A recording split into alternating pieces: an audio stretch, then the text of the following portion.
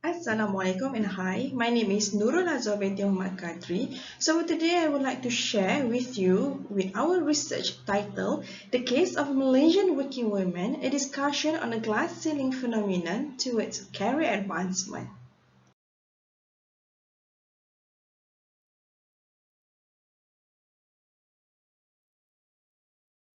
So for the introductions, as overview of LFPR in Malaysia, as Malaysia has changed the economy from the agriculture to manufacturing sectors, so this is heightened the need for the highly skilled workers where it had been given a changes of the nature of women involvement in the LFPR.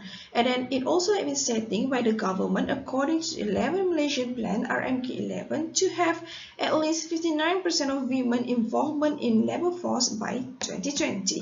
And then within 10 years changes from 2010 to 2020, so it shows the increasing number of women in LFPR from 48% to 55.3%.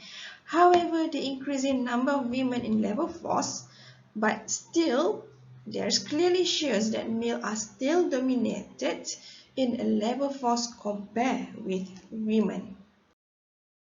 This figure shows the labor force participation rate by gender since 2015 to 2020. So as you can see by this figure, it is clearly shows that even though we have increasing number of women in LFPR, but still we are lesser compared with men, where men still have a highest number involving in LFPR, where the numbers is more than 80%, whereas for women we have lesser than 16%.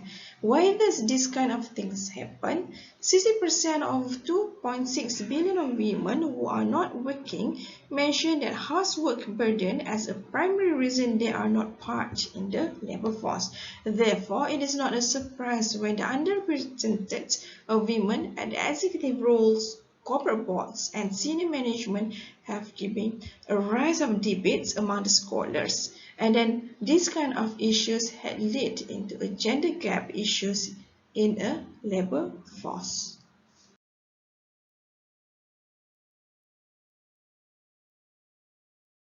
And according to the research done by Vaishali 2017, it shows that even though Malaysia have a higher number of women graduates from university, but still we have a very lesser number of women that involving in senior management and also in CEO board compared with another Asian PIPs, which are Singapore, Indonesia, and also Vietnam. Next, we are going to take a look in terms of the women involvement in top management. First, we need to take a look at the importance of women and education. As been mentioned earlier, previous figures that shows that women in Malaysia have a very highest number from university graduates. And then why this? It is very important in terms of the education toward women because it will help them to improve their living condition and engage more actively in decision-making process in terms of their families, communities, workplace, and also political arenas. And then by realizing the importance of women, according to the UN Women reported, by advancing the women equality, it can lead into the increase of world GDP by 12 trillions in the coming years until 2025. And then by realizing the importance of women towards the GDP, supposedly we should have a highest number of women in top management, but even though we have highest number of women graduating and a greater number compared with men in higher education, and we know the importance of women towards the GDP when we just involve in top management, but still the poor representations of women in management levels still continues, especially in terms of the private sectors.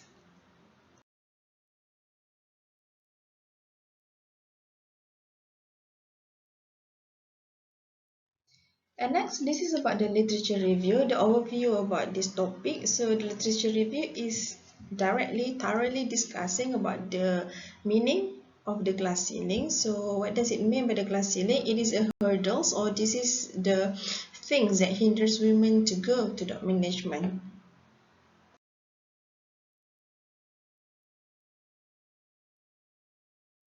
So in order to help women to maintain the level of force and to help them to push them to be part of the top management, to be part of the decision making process. So first we need to take into consideration a few things first. First is in terms of the flexible working arrangement offered, especially for those in the private sectors.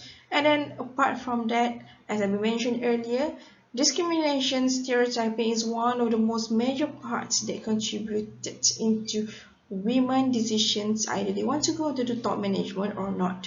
So in order to overcome this kind of the issues, restructuring the organization can also give an important opportunity for the companies to address the needs of women aspiring to the positions of the leaderships.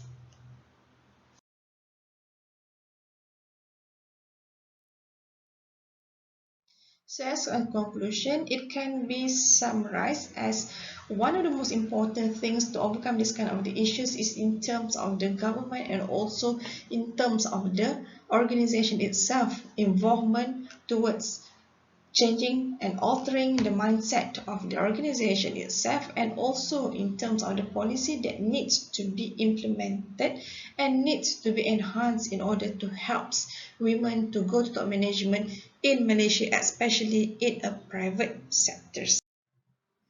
So that's all for me. Thank you and see you again. Bye.